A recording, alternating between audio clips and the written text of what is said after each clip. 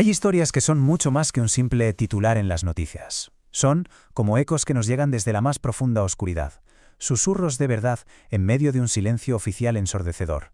Esta es la historia de una de las mayores catástrofes navales, sí, pero contada a través de las últimas palabras que alguien escribió en el fondo del mar. Imaginen la escena. Estas palabras, escritas a ciegas en la negrura de un submarino hundido, son el auténtico corazón de esta historia. Se encontraron en el bolsillo del teniente Dmitry Kolesnikov, más de un año después de que al mundo entero se le dijera que no, que nadie había sobrevivido a la explosión inicial. Estas pocas líneas desmintieron por completo la versión oficial y revelaron una agonía que se intentó ocultar a toda costa. Y el autor de esa nota, el teniente Dmitry Kolesnikov, hizo mucho más que documentar los últimos momentos de sus compañeros. Él no lo sabía, claro, pero sin quererlo, estaba creando la prueba clave, la pieza que reescribiría la historia de uno de los desastres submarinos más terribles que se recuerdan. Para que entendamos bien la magnitud de esta tragedia, tenemos que irnos un poco hacia atrás, justo a los momentos antes del desastre, porque este no era un submarino cualquiera, ni mucho menos. El Kai-41 Kursk era, para que nos hagamos una idea, la auténtica joya de la corona de la Armada rusa. A ver, el Kursk era mucho más que un arma. Era todo un símbolo, el símbolo del resurgimiento del poder militar ruso, que en ese momento estaba en manos de un presidente recién llegado, un tal Vladimir Putin. Representaba la fuerza, la tecnología y sobre todo la invencibilidad de una nación que quería volver a pisar fuerte en el escenario mundial. Y esa fama de insumergible no era gratuita, ¿eh? Se basaba en un diseño que en su día fue revolucionario. Tenía un doble casco.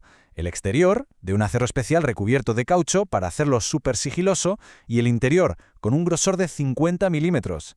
O sea, estaba pensado para proteger a la tripulación de casi cualquier cosa. La confianza en que era invulnerable era absoluta.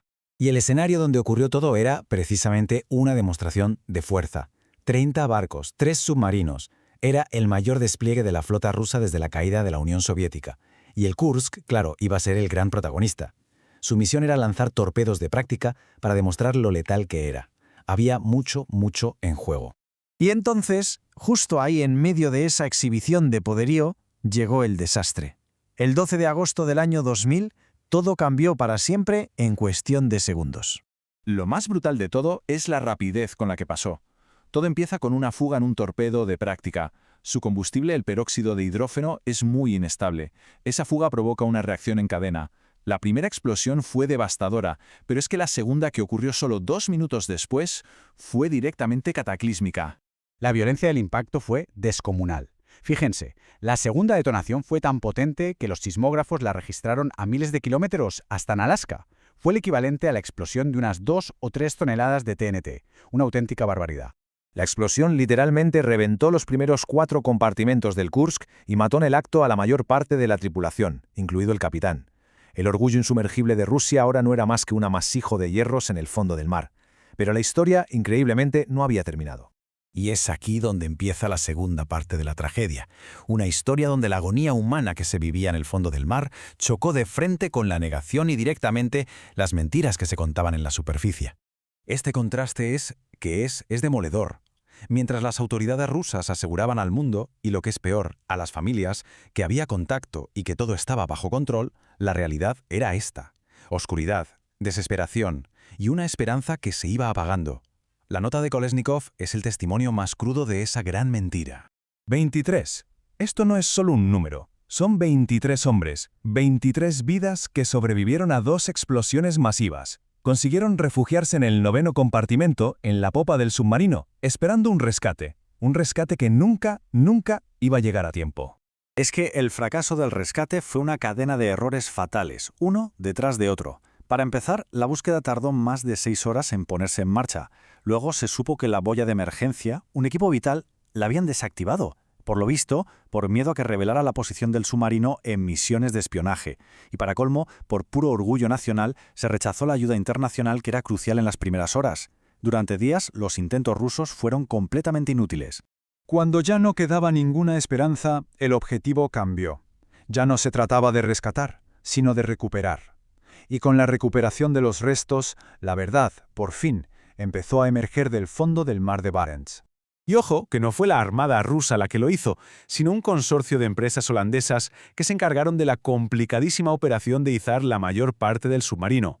Fue en ese momento, al examinar los cuerpos que se iban recuperando, cuando la historia oficial empezó a desmoronarse del todo. Y aquí está, el trozo de papel que lo cambió todo. Al recuperar el cuerpo del teniente Dmitry Kolesnikov, encontraron 2 notas en su bolsillo. No solo contenían esas frases que ya hemos visto, es que también había una lista con los nombres de los 23 supervivientes del 9º compartimento. Era la prueba irrefutable de que habían estado vivos, agonizando durante horas o quizá días. 2 años después, el informe final del gobierno ruso lo admitió todo. Una falta de disciplina pasmosa, equipamiento anticuado, negligencia, mala gestión. Vamos, un desastre en toda regla. Pero ¿saben qué fue lo más increíble? Que la investigación se cerró sin encontrar culpables. La tragedia se achacó a una cadena de errores, sí, pero nadie pagó por ellos. Al final, toda la escala de esta tragedia, todo ese desastre geopolítico y militar, se reduce a lo más personal, a lo humano. Detrás de todo esto había historias de personas, y la de Dmitry y Olga Kolesnikov es quizá la más desgarradora de todas. Se habían casado solo 15 días antes de la misión.